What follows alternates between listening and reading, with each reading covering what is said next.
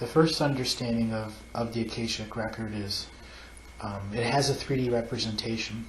I want you to imagine a world, and in the center of that world is a core. And through our belief system, we believe that is a molten core.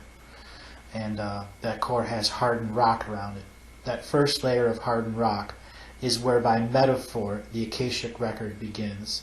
The newest records are closest to the core, and the oldest records are further away.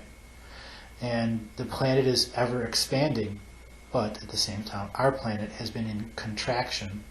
It is in a micro expansion, macro contraction. So the oldest records are the most densest, and they are near the surface. And those beings that are living on the surface of the planet are on the graduation timeline, functioning with the surfacing timeline records. Any questions about that? No. So the mechanical function is how our DNA interacts with the world that we live in. It also interacts with the technology of the planet, which is the Akashic Record. When a being passes on and finishes their time here in this world, ends their contracts, they get a copy of the Akashic Record that goes to their light body, and they then share that with their soul family and take that to every other world that they go to. There has been technology that has diverted the Akashic download, or has made information to see within your DNA light body skew the picture, so there isn't a full understanding.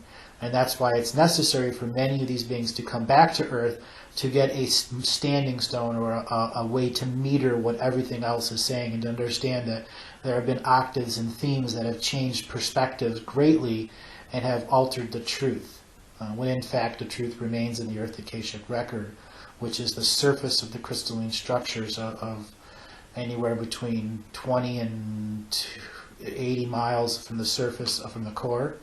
And then there is multiple other layers on the surface, which are our cultural grids.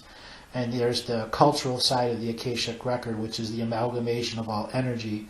And this is how, through the Akashic Record, I'm able to see the various energy systems of the facade reality that we live in, and then able to trace them back to different foundation or blueprint architecture programs, or places that they were inserted within our different timelines.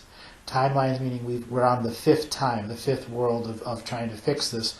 The 4 previous times we failed because of leaders and factions. The leaders did not leave their factions and support other good ideas.